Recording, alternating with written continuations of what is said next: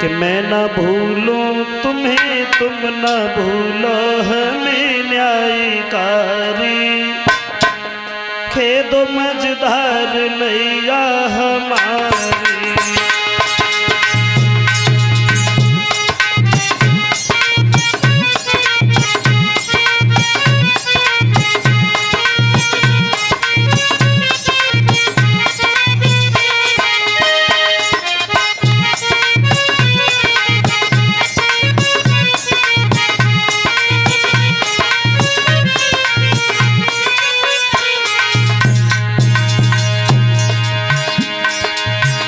मैं न भूलूं तुम्हें तुम न भूलो हमें न्यायकारी।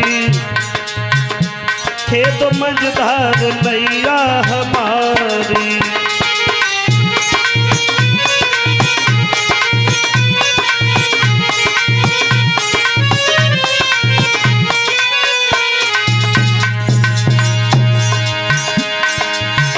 तुमने लाखों की बिगड़ी बनाई।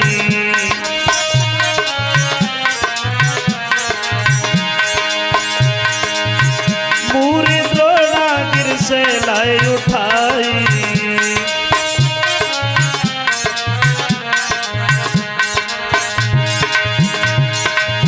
सीता की सुध लई राम को दे दई लंका जारी। खेद मझधार नैया हमारी।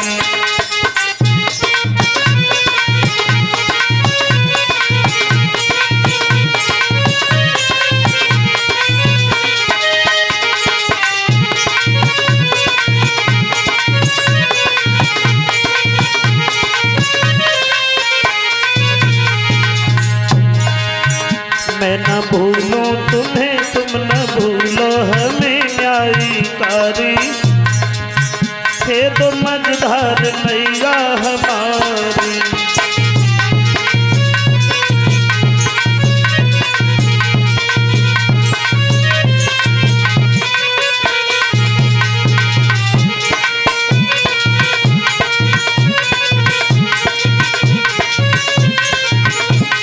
बोली आनंद कंद भगवान की। आदरणीय उपस्थित कथा प्रांगण में बैठे हुए हमारे समस्त श्रोता बंधु, श्रीमद् भागवत कथा एक अनुष्ठान को चलते हुए आज ये चौथा दिवस व्यतीत होने के लिए जा रहा है। भक्तों और भगवान की चर्चाएं करते हुए श्री सुखदेव जी महाराज समझाते हैं कि हे अभिमन्यु के लाल परीक्षित, भगवान की कथा ये वो कथा है जो भक्त कहते हैं, सुनते हैं, वो दुनिया की बाधाओं से उलझनों से हमेशा दूर रहते हैं।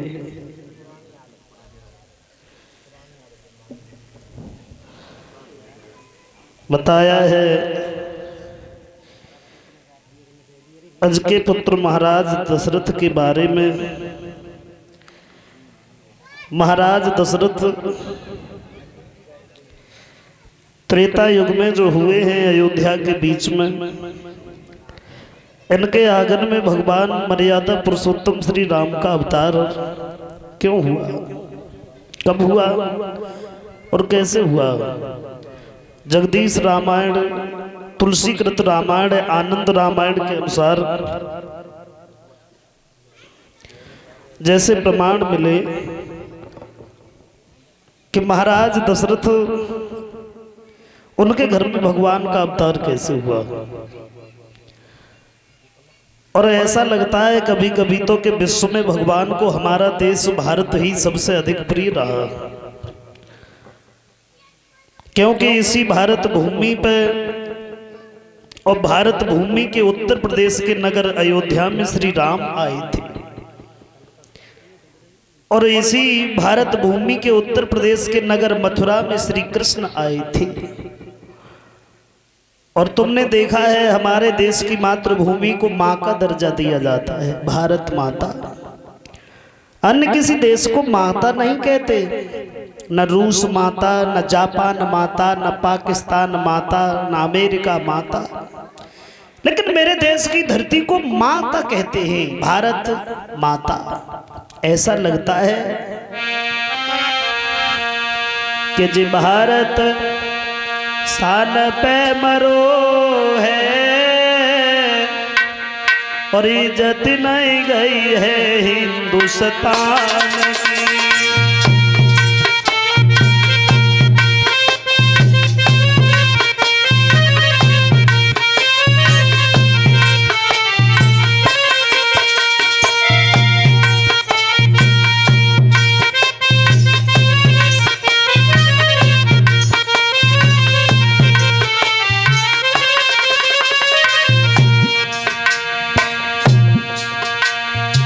हमारे देश के नौजवान ही नहीं, माताएं बहनें जो घूंघट की ओट में अपना जीवन व्यतीत कर देती हैं, वो कभी पुरुषों से कम नहीं रही। अरे लक्ष्मी बाई को देखो जो अमर कर गई झांसी।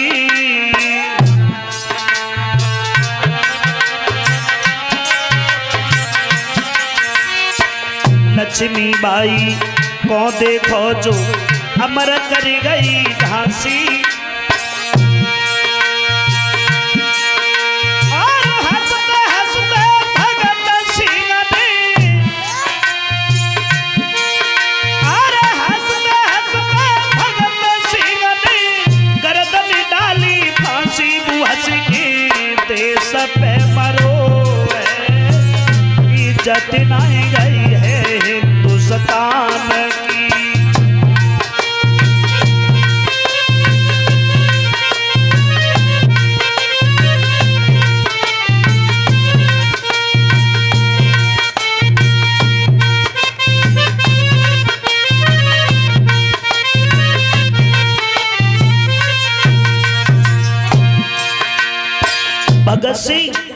भगत सिंह के पिता किसान थे। एक दिन हल चला रहे थे तो भगत सिंह पहुंच गए, छोटे थे।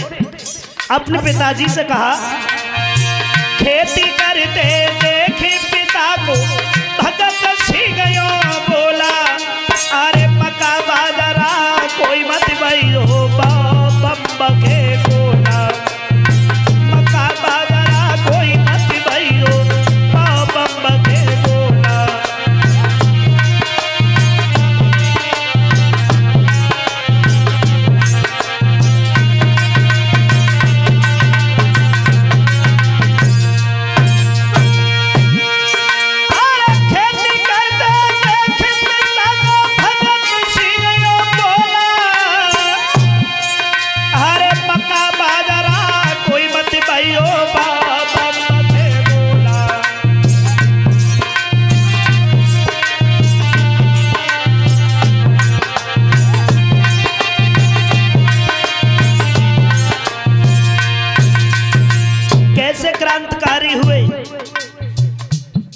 ऐसे क्रांतिकारी हुए कि देश की खातिर अपने प्राण तक छोड़ दिए।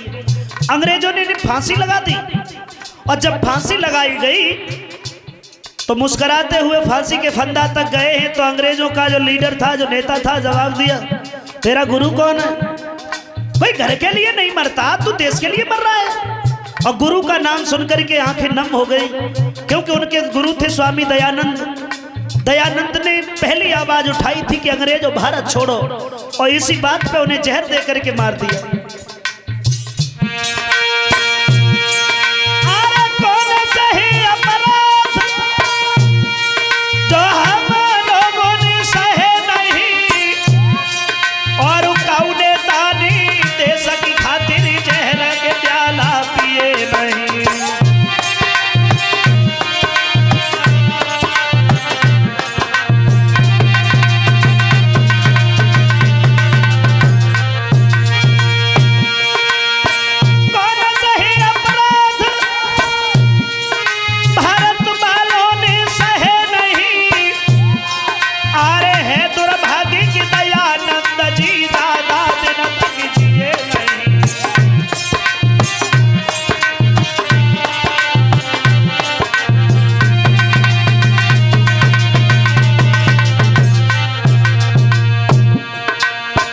ऐसा इतिहास रहा हमारे देश हिंदुस्तान का, आज से नहीं, सदियों पहले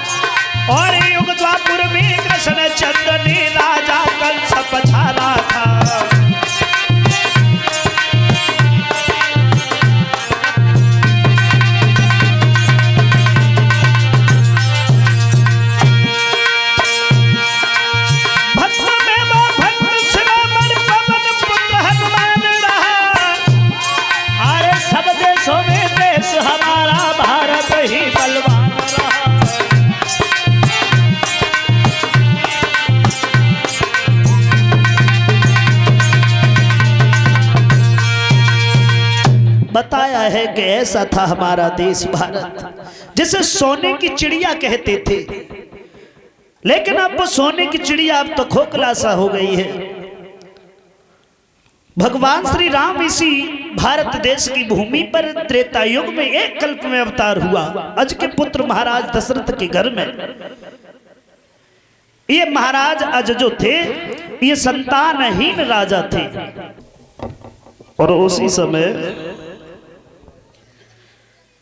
बताया है श्रोता बंधुओं, अज के घर में कोई संतान नहीं है, तो एक ब्राह्मण ने ये कहा है कि महाराज तुम्हारे घर में संतान तब होगी तुम अपने हाथ से कुछ दान करो। और जब ये सुना है तो खजानों के मुंह खुलवा दिए, जिसने जो मांगा उसे वही दिया गया। अंत में उन ब्राह्मण से भी कहा है कि आप भी कुछ दौलत ले लो, तो उन्होंने मना कर दिया, हम नहीं लेंगे कुछ। अगर हमें देना चाहते हो तो खून पसीने की कमाई हुई दौलत दो। तो महाराज ने कहीं हल तो नहीं चलाया था। और जब ब्राह्मण ने ऐसा कहा है तो अपने ही शासन में भेष बदल के मजदूरी की अजने, और तब उन्हें 1 टका मिला, और वही टका लेकर के ब्राह्मण को दिया है, लेकिन वो टका जमीन पे गिर गया और जमीन में घुसने लगा। तो आज ने उस जगह को खुदवाना शुरू किया। उस जगह से एक रथ निकला जो खाली था, और एक नहीं बल्कि 9 रथ खाली निकले।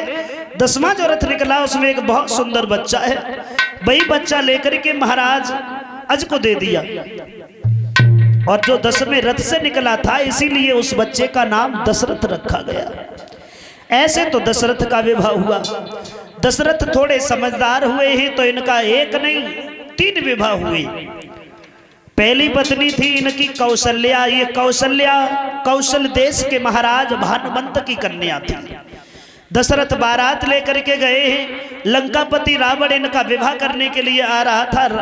आकाशवाणी हुई कि रावण, जिन दशरथ और कौशल्या की तुम शादी के लिए जा रहे हो, इन्हीं के घर में जो लड़का होगा उसके द्वारा तुम्हारी मौत होगी।